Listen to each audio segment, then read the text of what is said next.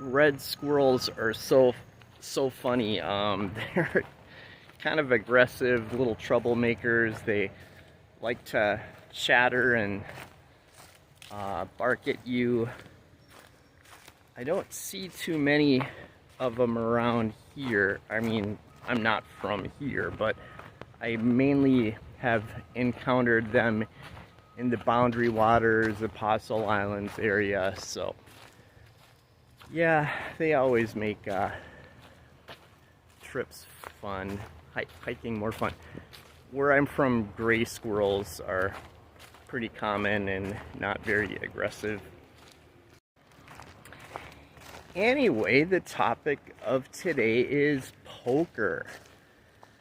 You know, not too many people are aware that I play poker adamantly. And last winter I was playing full-time no limit poker in Houston and Louisiana. And this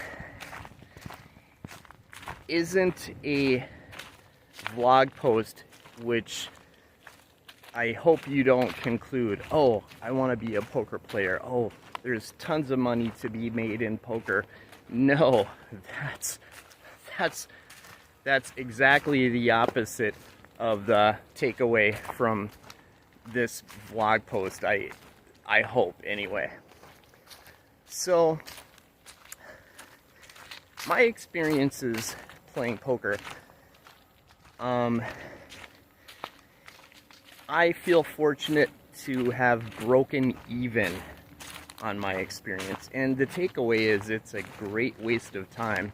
It's something to do for sure, but I would have much preferred maybe a job and to make money last year. So rather than breaking even on poker. So I'll pause to catch my breath. I wanted to make this a walking vlog, but then again I want to maintain an even pace and cover the points. So where to begin? You know, the title of this vlog post is going to be Beating the Rake. Beating the rake is what you have to do to make money in the game, and also beat your opponents. Not a lot of people know how much money is taken out of the rake. In my experience, it could be up to $20 an hour for you, the player, depending on how many pots you win, of course. The overall average is, you know, probably, I estimate it at $5 a hand. Every single hand, $5 evaporates off the table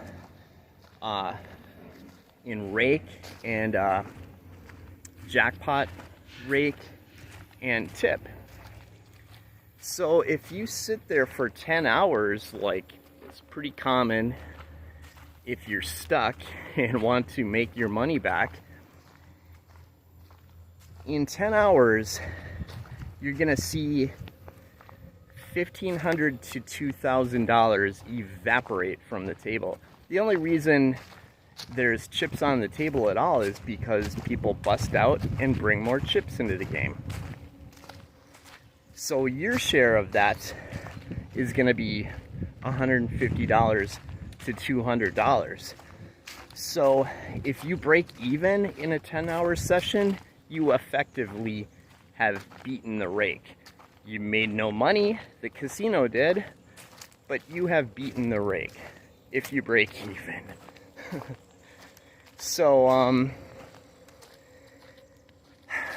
So there's, every poker game is different. Every single poker game is different.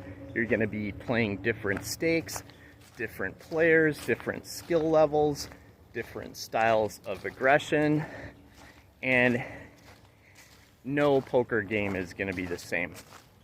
And you might be suited to one poker game or another. You might be more aggressive. You might be more aggressive that day. Depending on how tired are you or the mood you're in. And and the skill level of the other players. So I want to say that skill level is so important, because you're not going to make any money unless you're extremely lucky that day playing players that are just as experienced as you. It's not going to happen. It's just going to go back and forth. We all know the same moves. We all know the same hands and outcomes. And maybe you got one player that is at the table who is new or inexperienced. But the thing is,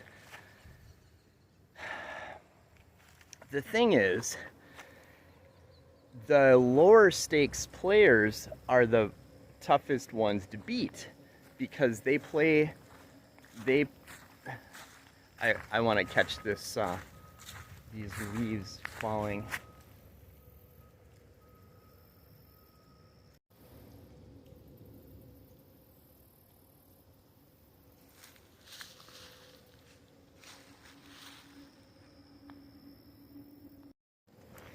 Anyway, good players, I have more luck making money at tables with good players than bad players. I can't tell you how frustrating it is to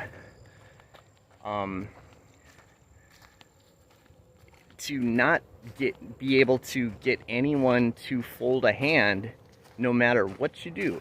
That's the benefit of no limit, because you put in a substantial raise and the good players will fold, because they're not going to chase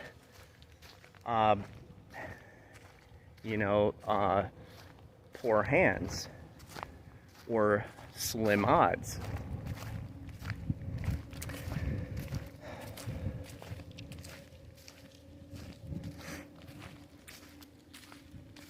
My attitude with making money at poker is, you want to play the promotions. You want to play for high hands, jackpots, comps. If you can do that, you might do slightly better.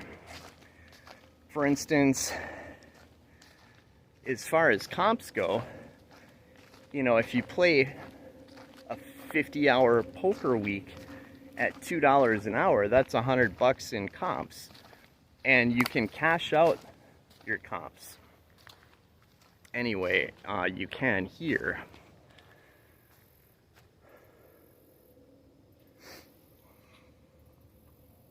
So high hand pays $200, and I've hit a couple of them this year, but I would have hoped to do better. The jackpot, if you hit it, currently in Hold'em it's $83,000, and Omaha it's $4,000. So,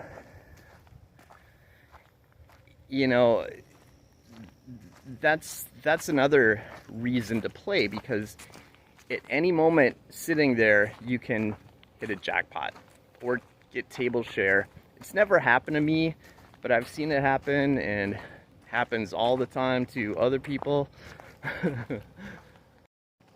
But that's another reason to get your hours in, because it just can happen at any time.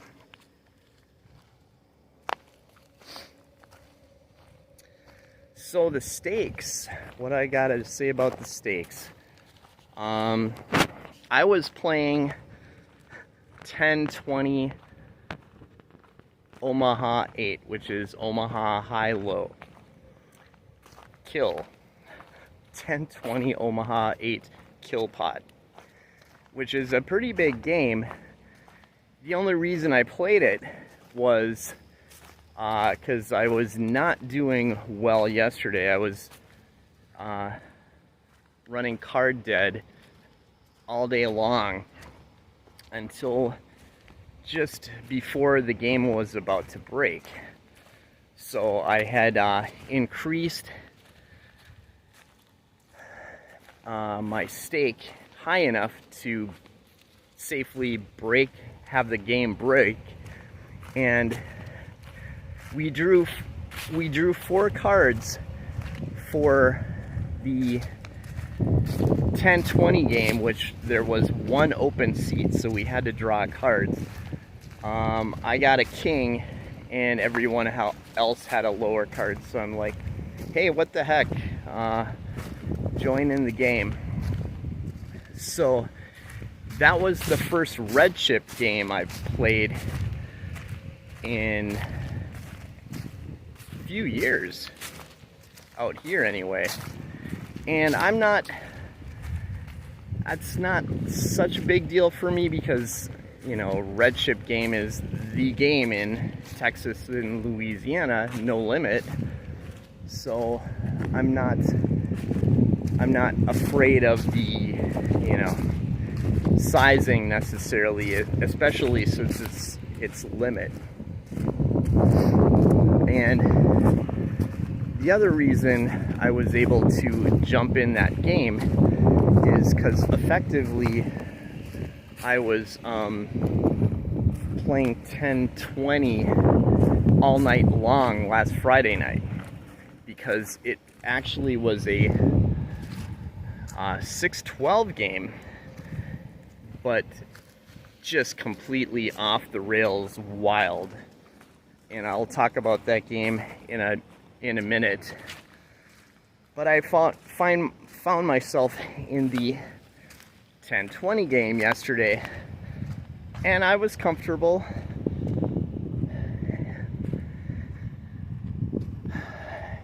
At that limit, but I was kind of pissed off because I was running card dead all day, so I was used to getting just punished in the game. And I was dealt cards. My first hand, I had a pair of jacks. And I was in the hand. It was I think it was a kill pot. I don't know. Anyway, it was 3 bets before it got to me. So that's kind of you know, a sensible fold. Well, unfortunately, I would have flopped a jack and had the winning hand, and it was like at least a $250 pot, maybe $300. So I was kind of ticked. Cormorant. So I was kind of ticked about that, and I won a couple pots.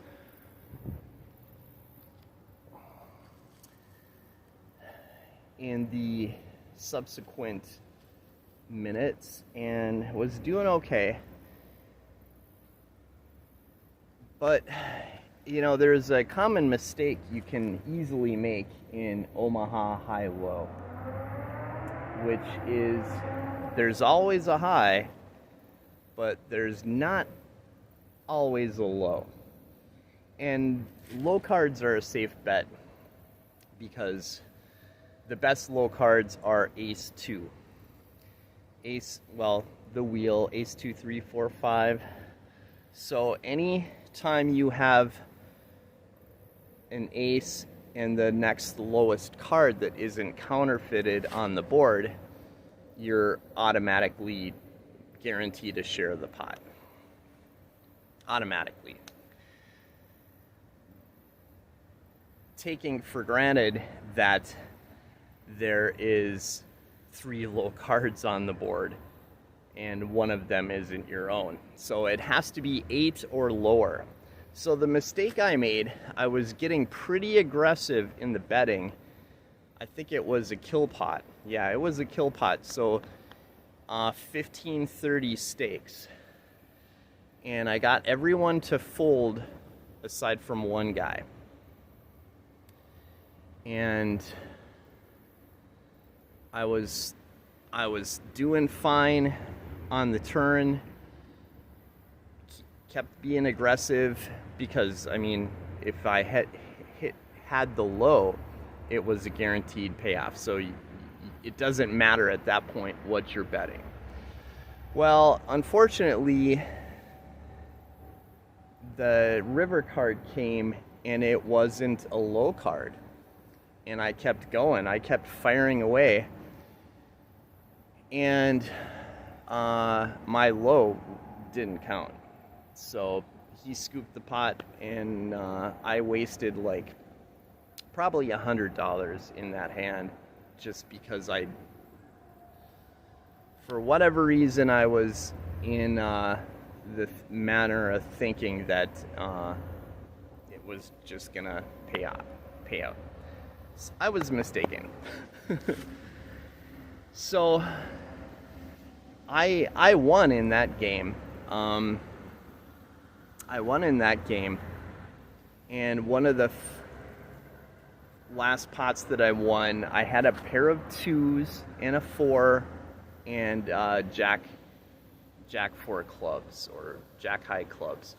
So the low 2-4 held up. Maybe there was an ace on the board, so it was pretty certain to hold up. And I had a 2 2s, so the chances are that anyone else had a 2 were that more slimmer. And a club came on the turn or river, so I had nut. The clubs, well, I say nut. I scooped the pot. There's always a best possible hand. So anyway, I scooped the pot. It was probably a $300 or $400 pot. So that set me up for the win at that game. And I was down to $150. I bought in for $475, and I was down to $150 at one point. So to bleed off chips in an Omaha high-low game, you have to be either very unlucky or you're playing your cards wrong. For instance, that mistake I made in the high-low, I flat out played my cards wrong. The mistake was on me. So I ended up winning in that game, cashed out for $730, which brought me pretty close to even for the day. I was card dead in 6-12 yellow chip game the entire day. It was just maddening.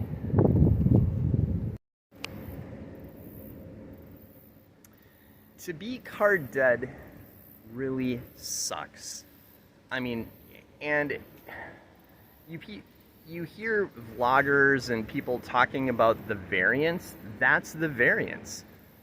Be the variance. Ride the variance. You have to deal with the variance.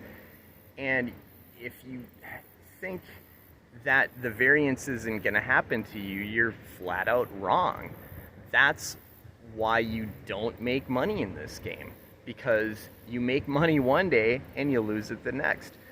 You got to be very on top of the situation to manage the variance, or squeak ahead. I mean, if you're card dead, you just play less hands, play tight. I'm a tight player anyway, so the only way you're in a pot against me is if I have something and a significant shot at something. So if you're up against me in a pot and you win the pot, I'm gonna be pissed because you probably caught your a 2-pair on the river. You shouldn't have been in the hand. You know, a set on the river from out of the blue.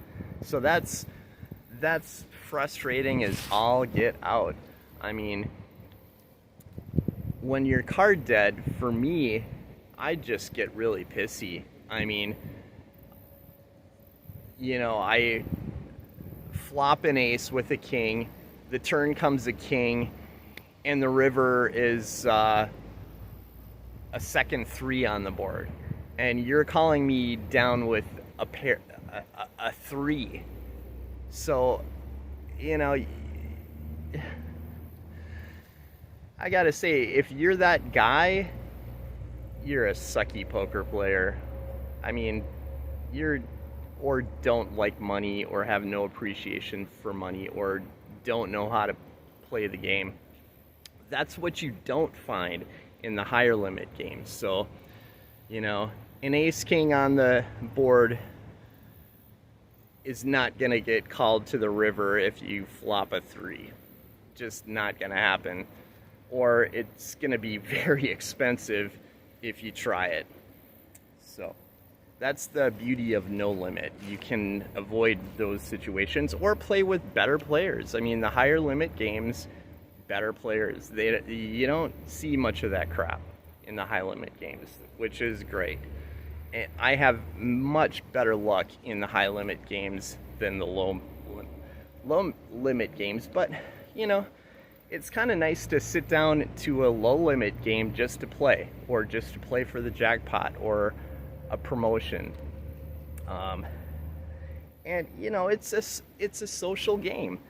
One of the downsides is, you know, these people, you've been playing with them for years. You know the dealers, you know all the dealers' names, they know your name. It kind of is a sucky situation where when you're taking money from another player that you know, unless you know they're, you know, living large and are filthy rich and, you know, retired with $1 million in the bank. But that's not the case every time. So you get to like the players and everyone, and at a point it gets old, the attitude of trying to, you know, take their money, you know, because you like those people. They're great people a lot of the time, and it kind of sucks. So that's one of the reasons I'm not the greatest poker player, is because I don't bully people usually. If I'll bully people for revenge if they're, you know, just a mean player and have taken a few pots off you. Yeah, you'll get out in revenge mode at that point. But to sit by a player that you're talking to and you have the nuts, especially in a no limit game, you have the nuts and you're just gonna annihilate them, you know, I'll go kind of easy. Sometimes I'll check the nuts. If they bet into you, you know, you call. You know, that's their fault. But I'm not an aggressor all the time.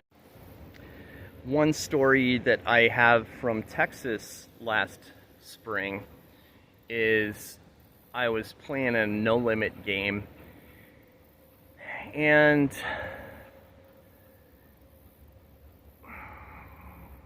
I ended up with quads. And of course I won the hand and doubled up.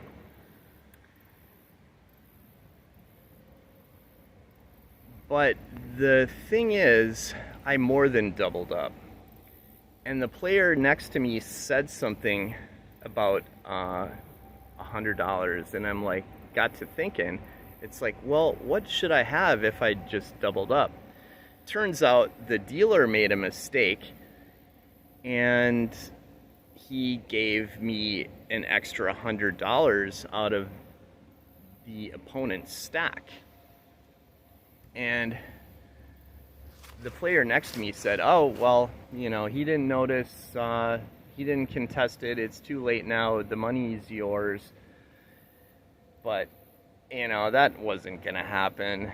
I mean, no matter what I thought about it, it just wasn't gonna happen. I mean, and eventually I found that player and I gave him his $100 back, and he's like, no, he didn't understand.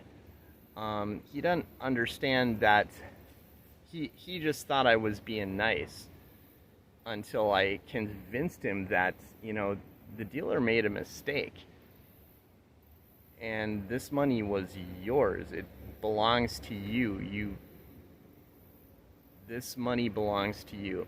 And he eventually took the money and thanked me, of course. You know, there's chivalry in poker, too. So this game I was playing to prep me for the 10-20 Omaha game I played yesterday was 6-12 Omaha half kill, which is 6-12, 10-20. And it was a wild game. You don't find a game like this very often. There was one guy at the table which was just raising automatically every single hand. And the maddening thing about it was he won. He won 3/4 of these hands, and he was in it all the time on a raise. And it's just like, what is happening here? You know, I can sit there and maybe call some good cards 50-50. I hit the flop, less than 50-50. 50-50 beyond that, I win the hand. He was winning just flat out every hand. And it was frustrating. I had been playing with him at the previous table, and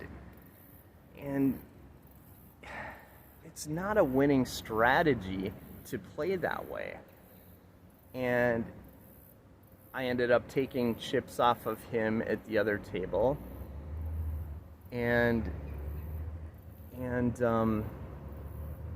but he was stacking them in this game. And they were big pots. I mean, minimal $200 a pot, maybe $3, and often $4. We saw one pot shipped across the table that was $900 in a 6-12 Omaha game. Now, the reason it was a $900 pot was because it was probably a kill pot, which ups the stakes to 10-20, and it was capped pre-flop, and everyone was calling. I mean, it was 7 out of 8 players all night. I mean, everyone was calling. These were huge pots. And it was capped pre-flop, which is the maximum bet. So $50 per player pre-flop, 5 times 10, and 7 players, so $350 in the pot pre-flop. And it just wasn't my night. I mean, it just wasn't my night. And I'm determined. I'm gonna sit here. I mean, I ended up playing 20 hours in that game. And my attitude was like, I'm just gonna sit here until this game dies, no matter what. And eventually the tide turned for me. The variance petered out, the being card dead petered out, and man, in an hour I went from being just dreadfully stuck in the game to racking up 5 racks of yellow chips, $1,000 in just like, and it was like just sweet justice, because every hand, I mean, it was not my night until the very final hours, and it was like just persistence, perseverance, being on top of your cards, playing them right, and finally it paid off. I mean, big time. So at that point, I was up, unstuck basically, 5 racks. But this kid, unfortunately, you can't play that way. You can't just make it a 10-20 game and hope you have good cards all night. I mean, his luck eventually ran out. You can't play poker like that. You just can't. You can't. Oh, and an interesting thing happened in that game too. That one guy in question,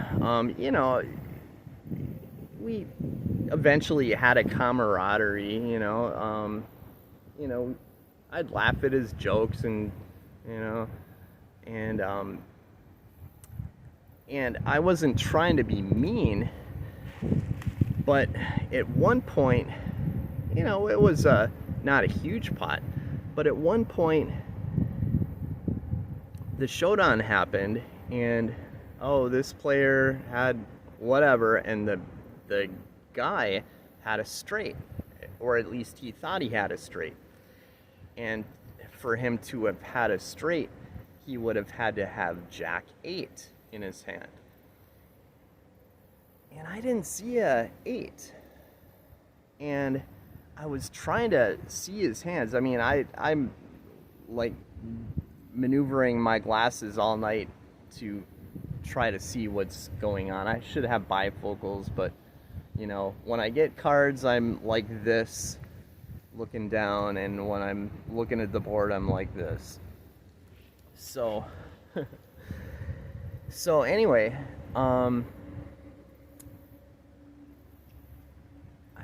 said, I mean, the dealer, I got a flash glance at the cards, and I couldn't really see him as the dealer swiped them into the muck.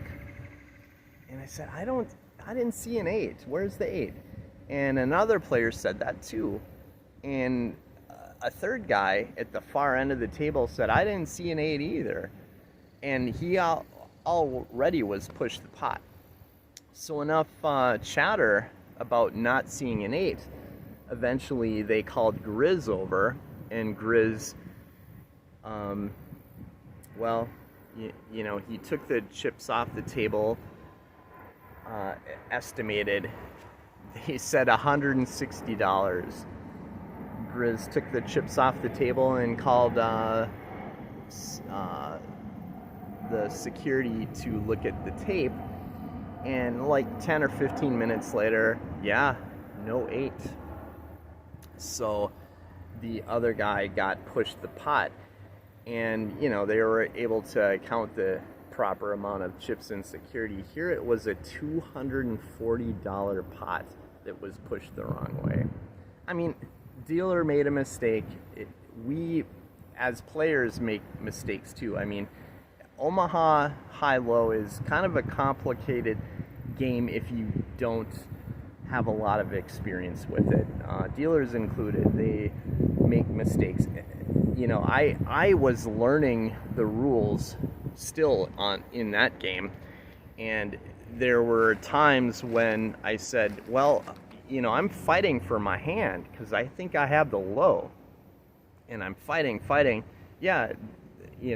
and I was fortunate to have been fighting for my hand because I did have a low, so I got a slice of that pot. You know, so the bottom line is dealers do make mistakes. A little talk about tournaments. You know, I love me a good tournament, and I played a gazillion free roll tournaments in Houston last winter, and I cashed a couple times. I played a tournament last Friday. I haven't played a tournament, I believe, since I got back in Minnesota because they're too expensive.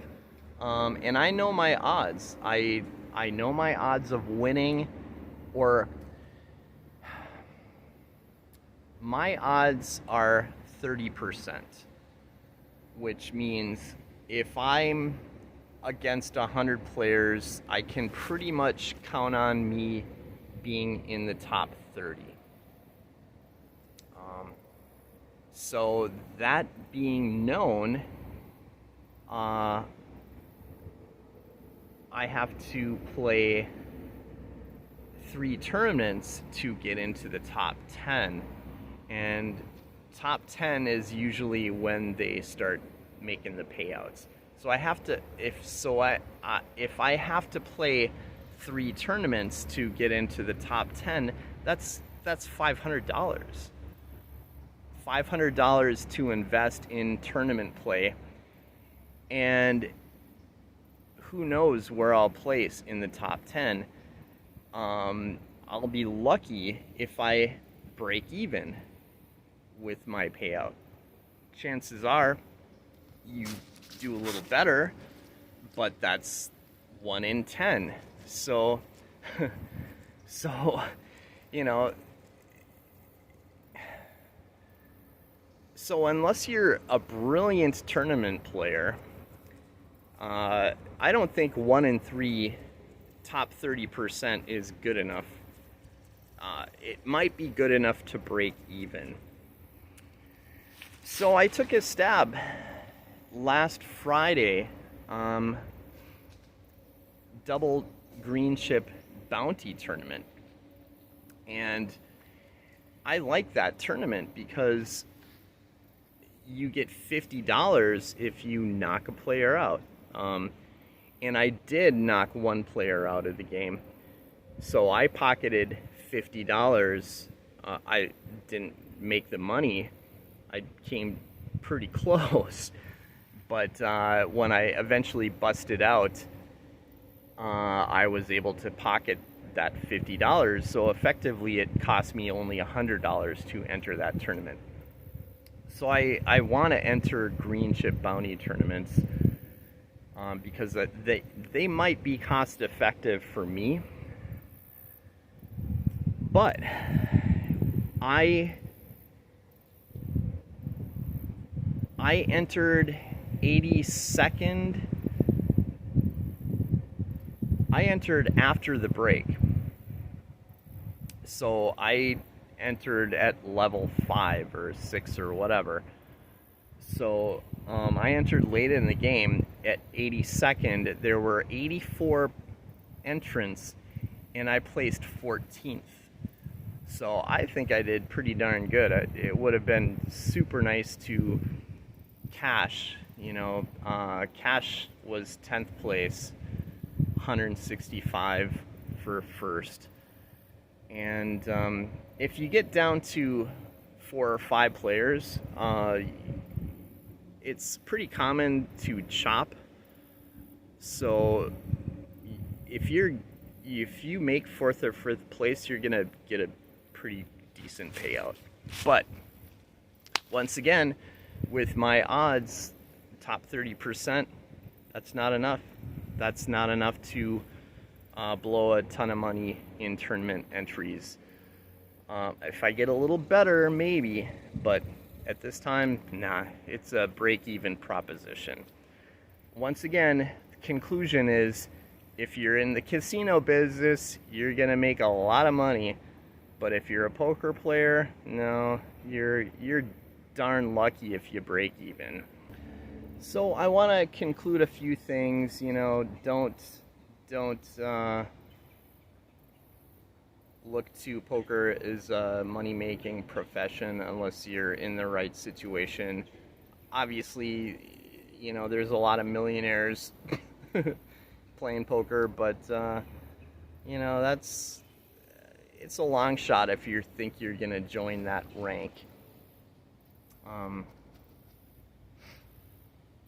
And I want to say something about poker vloggers. Poker vloggers are very, very popular at the moment, and I watch a few regularly. Rampage Poker, Mariano, the Pocket Jiggities guy, I think we all watch him, Paul Nimi, Poker Beast, you know, because I was referred to someone who I sat next to. Hey, he's the guy I know. Watch his vlog, and he has a pretty good poker vlog. Anyway, you get the impression, you get a couple of wrong impressions from watching these vlogs. First of all, they review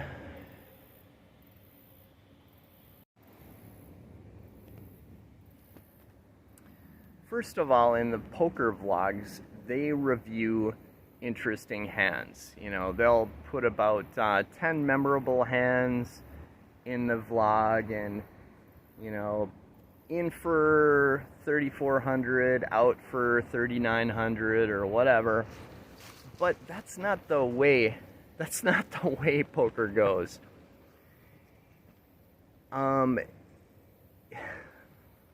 Being a tight player, I play very few hands. Typically the premiums in position, sometimes I limp, sometimes I raise. I can go, man, I think in the last 20 hours of playing poker, I had aces one time, maybe kings, and you don't necessarily always win. Anyway, the conclusion is, or the point is, that in a 10-hour session, I'm playing 300 hands of poker. 300. And maybe you play 25 or 30 of them. And maybe you win half or a third of the hands that you in the pot or play. So you sit through a lot of hands in between those memorable or notable or interesting hands. So the point is, it's boring. It's freaking boring. I used to be able to play hours and hours and hours. I've loved playing poker. I could sit there for 18, 20 hours. Of course, I would be maximizing my visit because there was an hour and a half drive to, you know, back home. But effectively being at the casino anytime, it's freaking boring. I got so sick of playing poker, especially at the stress level you have to endure.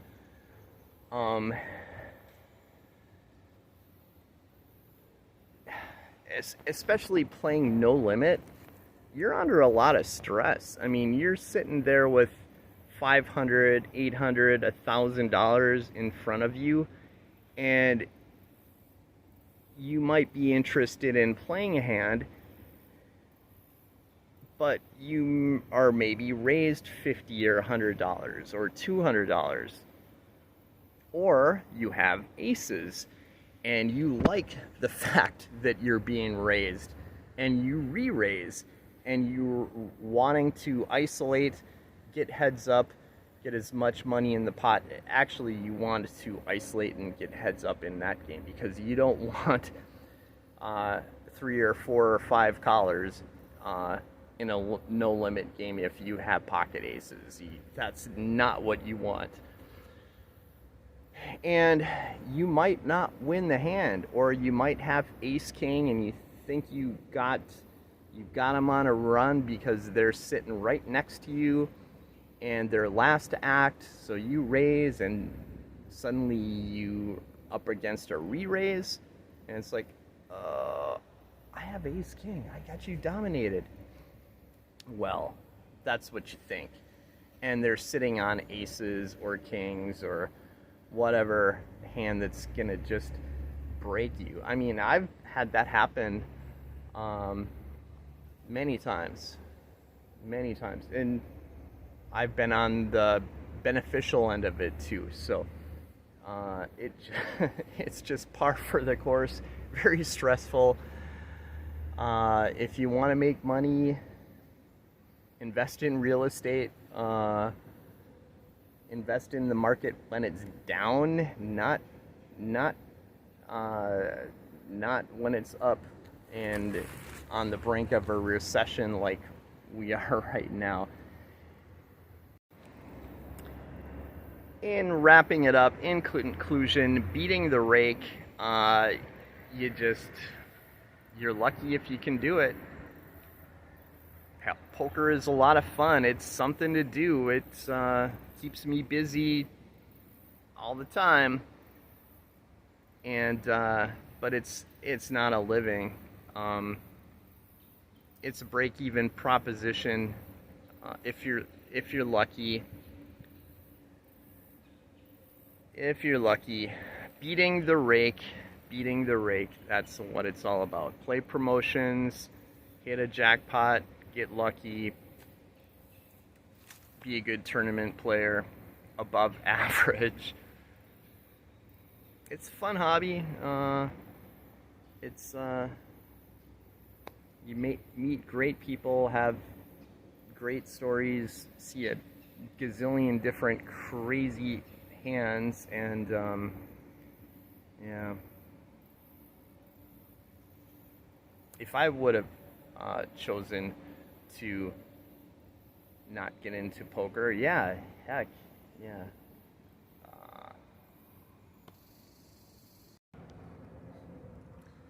I totally forgot to conclude what I was gonna make a point about the poker vloggers. The poker vloggers, two big ones, Mario and Rampage, last week came out with a vlog revealing that between the two of them, lost $50,000 that week because they've had a pretty bad downturn of run bad, which is the opposite of run good. So that's the variance. That's what we all encountered at one point. Brad Owen, on the other hand, the Pocket Jiggities guy, he made a very good point, which I liked in a recent vlog, which is he's up $30,000 for the year, and he, like Mariano and Rampage, have been going up the ladder to higher stakes. So at the point where Brad Owen is, he's pushing the high limits, and he said a very smart thing. He's gonna put poker on the back burner because being up $30,000 can change in a bad night. So he might end up making zero for the year if he continues to press high limits. So he's aware of that. That's the variance. That's one thing that Rampage and Mariano might be kicking themselves at this point for, allowing the variance to catch back up with them. So as for myself, I put in a good 50-hour poker week. 50-hour poker week. So in other words, that's 1,500 hands of poker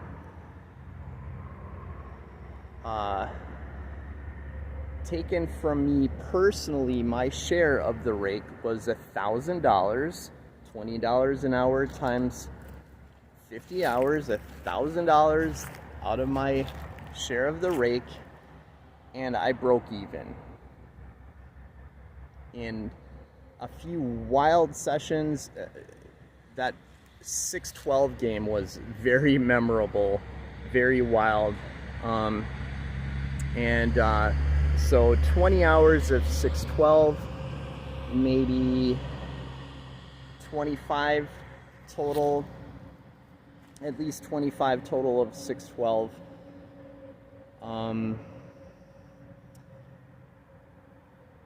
Several hours, well, a few hours of 10-20 last night, the red chip game, at least a couple hours of 10-20, and a lot of hours playing around in 3-6 half kill, or 3-6 kill, actually 3-6 and 6-12. And I lost the most money predictably in 3-6. I broke even in the Omaha games somehow, man. Anyway, and I played 50 hours, which means I comped $100, but I broke even. What can I say? I'm very lucky to have broken even. Anytime you get in a game, you're taking a chance. What can I say? So technically I'm ahead. Should I quit while I'm ahead? Time will tell.